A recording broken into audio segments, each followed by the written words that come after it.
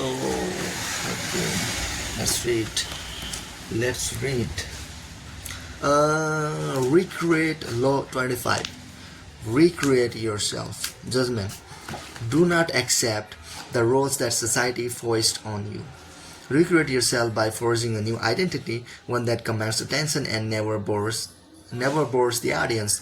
Be the master of your own image rather than letting others define it for you. Incorporate dramatic devices into your public gestures and actions. Your power will be enhanced and your characters will seem larger than life. Larger than life. Observance of the law. 1. Julius Caesar made his first significant mark on Roman society in 65 BC when he assumed the post of aedile, the official in charge of a grain distribution and public games. He began his entrance into the public eye by organizing a series of carefully crafted and well-timed spectacles. Wild beast hunts, extravagant gladiator shows, theatrical contests. On several occasions, he paid for the spectacles out of his own pocket. To the common man, Julius Caesar became indelibly associated with these much-loved events. As he slowly rose to attain the position of consul, his popularity among the masses served as the foundation of his power. He had created an image of himself as a great public showman. In 49 BC, Rome was on the brink of a civil war between rival leaders Caesar and Pompey. At the height of the tension, Caesar, an addict of the stage, attended a theatrical performance and afterward, lost in thought, he wandered in the darkness back to his camp at the Rupicon, the river that divides Italy from Gaul, where he had been campaigning. To march his army back into Italy across the Rubicon would mean the beginning of a war with Pompey. Before his death, Caesar argued with both sides, forming the absence like an actor on stage, a precursor of Hamlet. Finally, to put his soliloquy to an end, he pointed to a seemingly innocent apparition at the edge of the river, a very tall soldier blasting a call on a trumpet, then going across a bridge over the Rubicon and pronounced, "Let us accept this as a sign from the gods and follow where they beckon. In vengeance on our double-dealing enemies, the die is cast." All of this he spoke portentously and dramatically, gesturing towards the river and looking his generals in the eye. He knew that these generals were uncertain in their support, but his oratory overwhelmed them with a sense of the trauma of the moment and of the need to seize the time. A more prosaic speech would never have been the same effect. The generals railed to his cause. Caesar and his army crossed the Rubicon and by the following year had vanquished Pompey, making Caesar dictator of Rome. In warfare, Caesar always played the leading man with gusto. He was as skilled a horseman as any of his soldiers and took pride in outgoing them in feats of bravery and endurance.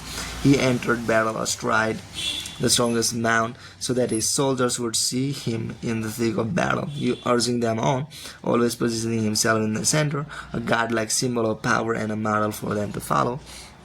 Of all the armies in Rome, Caesar's was the most devoted and loyal. His soldiers, like the common people who had attended his entertainments, had come to identify with him and with his cause. After the defeat of Pompey, the entertainments grew in scale. Nothing like them had ever been in Rome. The chariot races became more spectacular, the gladiator fights more dramatic. As Caesar staged fights to the death among the Roman nobility, he organized enormous mock naval battles on an artificial lake. Plays were performed in every Roman ward. A giant new theater was built that slapped dramatically down the Tarpeian Rock. Crowds from all over the empire flocked to these events. The roads to Rome were lined with visitor stands, and in 45 BC, timing his entry into the city for maximum effect and surprise, Caesar brought Cleopatra back to Rome after his Egyptian campaign and staged even more extravagant public spectacles. These events were more than devices to divert the masses.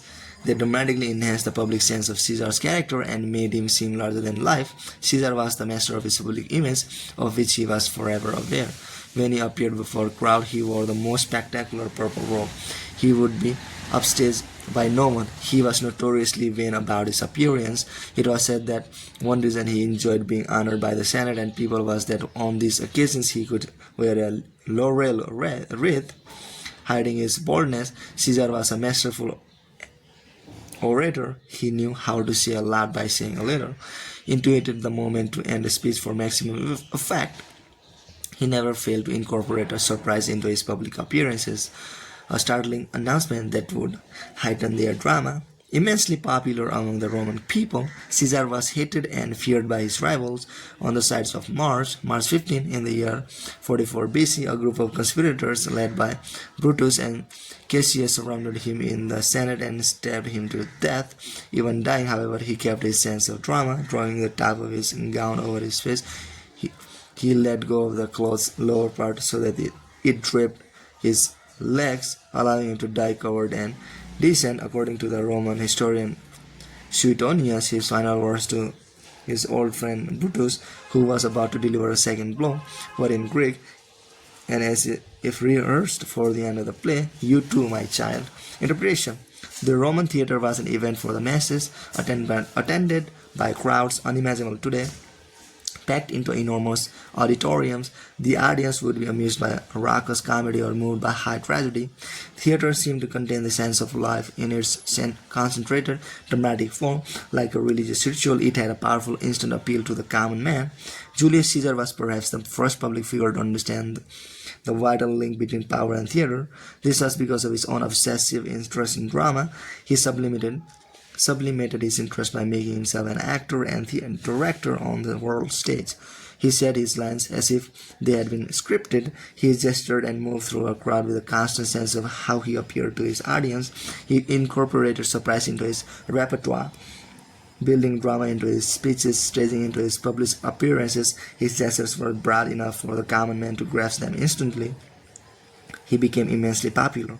Caesar set the ideal for all leaders and people of power. Like him, you must learn to enlarge your accents through dramatic techniques such as surprise, suspense, the creation of sympathy, and symbolic identification. Also, like him, you must be constantly aware of your audience, of what will please them and what will bore them. You must arrange to place yourself at the center to command attention and never be upstage at any cost. Observance of the law. Second, in the year 1831, a young woman named Aurore Dudevant left her husband and family in the premises and moved to Paris. She wanted to be a writer. Marriage, she felt, was worse than prison, for it left her neither the time nor the freedom to pursue her passion. In Paris, she would establish her independence and make her living by writing. Soon after Dudevant arrived in the capital. However, she had to confront certain harsh realities. To have any degree of freedom in Paris, you had to have money. For a woman, money could only come through marriage or prostitution. No woman had ever come close to making a living by writing. Women wrote as a hobby, supported by their husbands or by an inheritance. In fact, when Dudevant first showed her writing to an editor, he told her, "You should make babies, madam, not literature." Clearly, Dudevant had come to Paris to attempt the impossible. In the end, though, she came up with a strategy to do what no woman had ever done, a strategy to recreate herself completely, forging a public image of her own making. Women writers before her had been forced into a ready-made role, that of the second-rate artist who wrote mostly for other women. Dudevant decided that if she had to play a role, she would turn the game around. She would play the part of a man. In 1832, a publisher accepted Dudevant's first major novel, Indiana. She had chosen to publish it under a pseudonym, George Sand, and all of Paris assumed this impressive new writer was male. Dudevant had sometimes worn men's clothes before creating George Sand. She had always found men's shirts and riding breeches more comfortable. Now, as a public figure, she exaggerated the image. She added long men's coats, grey hairs, heavy boots, and dandy cravats to her wardrobe. She smoked cigars and in conversation expressed herself like a man, unafraid to dominate the conversation or to use a saucy word. This strange male-female writer fascinated the public, and unlike other women writers, Sand found herself accepted into the clique of male artists. She drank and smoked with them, even carried on affairs with the most famous artists of Europe, Musette, Lisette, Chopin. It was she who did the wooing and also the abandoning. She moved on at her discretion. Those who knew Sand well understand that her male persona protracted her from the public's prying eyes. Out in the world, she enjoyed playing the part of to the extreme. In private, she remained herself. She also realized that the character of George Sand would grow stale or predictable, and to avoid this, she would every now and then dramatically alter to the character she had created. Instead of conducting affairs with a famous man, she would begin meddling in politics, leading demonstrations, inspiring student rebellions. No one would dictate to her the limits of the character she had created. Long after she died, and after most people had stopped reading her novels, the larger-than-life theatricality of that character has continued to fascinate and inspire interpretation.